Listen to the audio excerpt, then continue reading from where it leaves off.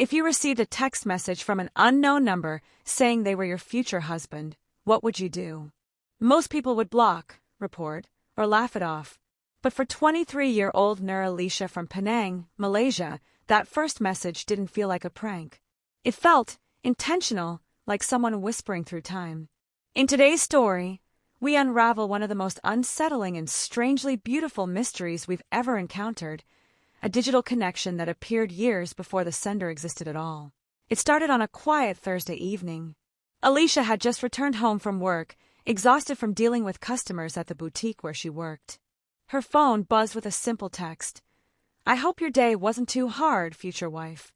No emoji, no introduction. Just those words. She froze, confused but oddly calm, as though part of her expected something unusual to happen that night. She stared at the number, no country code, no safe contact, and wondered who would go this far for a joke. Her friends had pranked her before, but none of them spoke like this. The message wasn't flirty or playful, it was gentle, caring, almost familiar. She typed back cautiously, "Who is this?" The reply came instantly, "You'll know me soon." But not yet. Most people would have blocked the number immediately.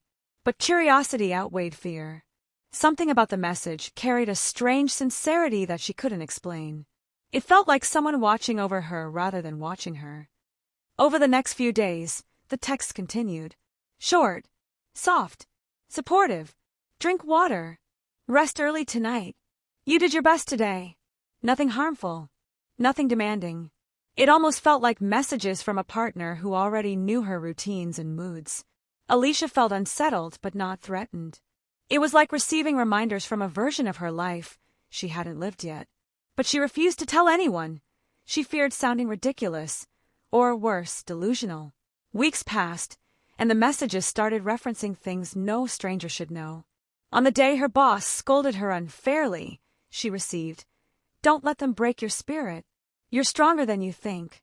On the night she cried silently in her room, another arrived. "I'm here. I always will be." The timing was perfect, almost too perfect. She checked everywhere, social media, reverse phone lookups, even police advice forums. Yet the number didn't exist. It wasn't registered anywhere. One night, she finally asked directly, "Are you stalking me?"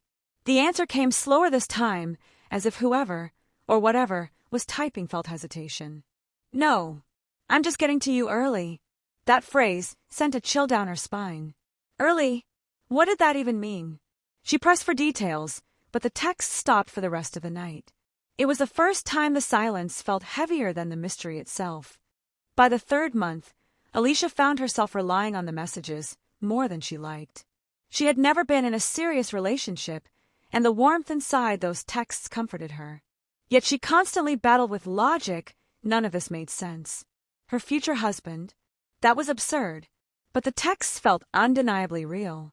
That gentle presence had become a daily rhythm in her life, like a shadow walking beside her in daylight. One evening, the tone changed. Instead of reassurance, she received, "Be careful on the road tomorrow." Please. Alisha felt her chest tighten.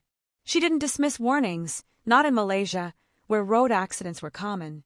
But this one felt targeted. She didn't own a car. She always took buses. Still, the fear lingered.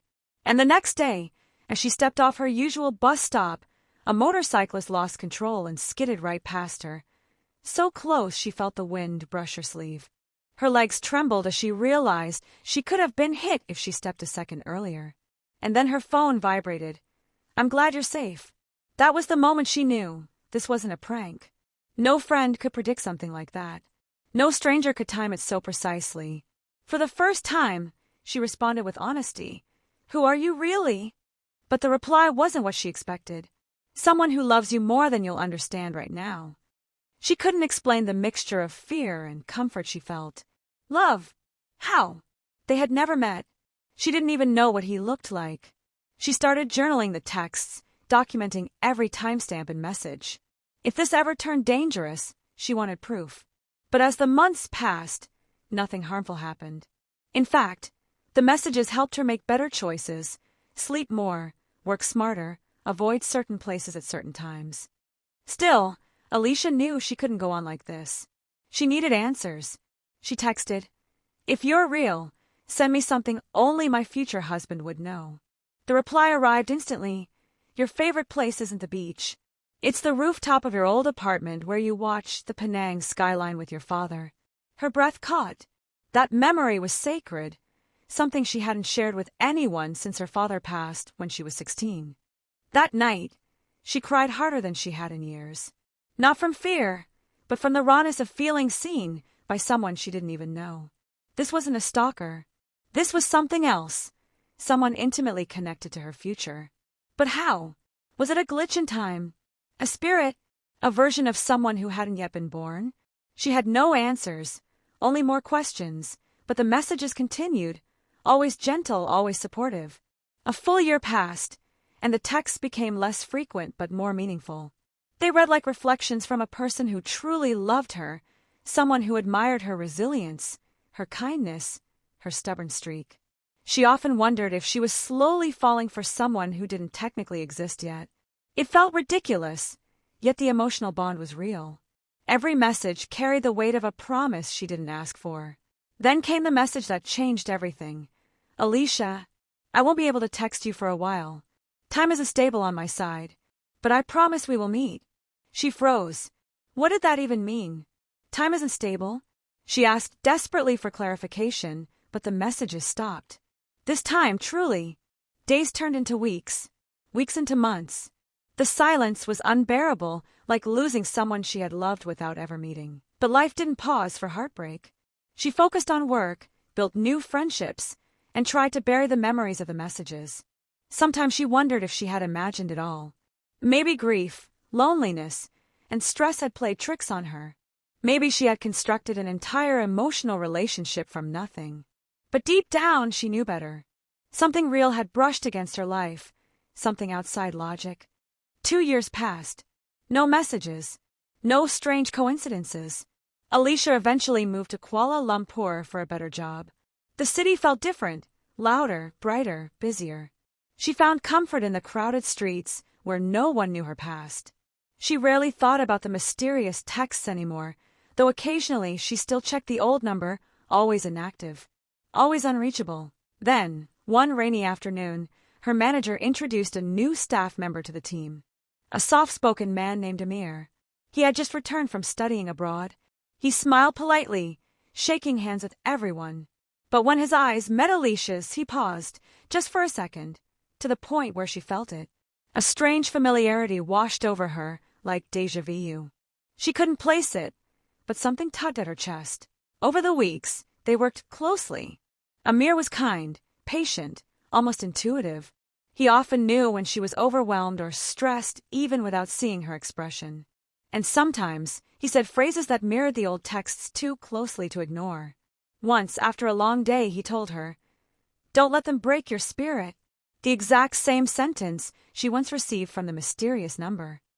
She started observing him more carefully.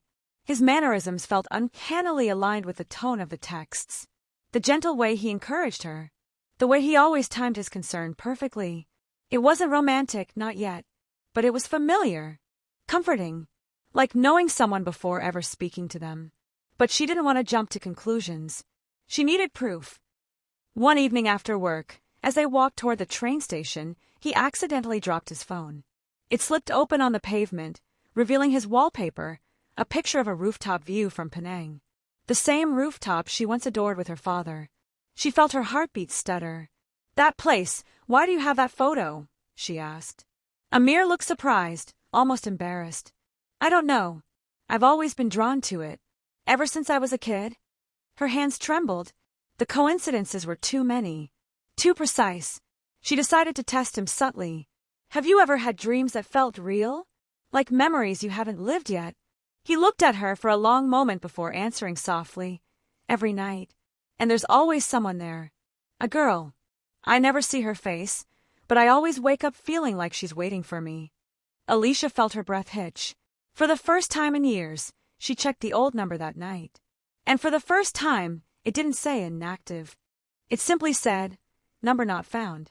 Like it had vanished from existence entirely, as if it had never been real.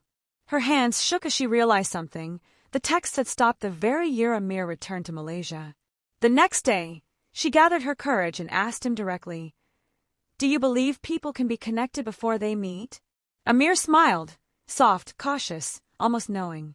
"I think the heart recognizes things long before the mind does," he said. She felt a rush of warmth. It wasn't confirmation, but something in his voice felt like the missing piece she had been searching for.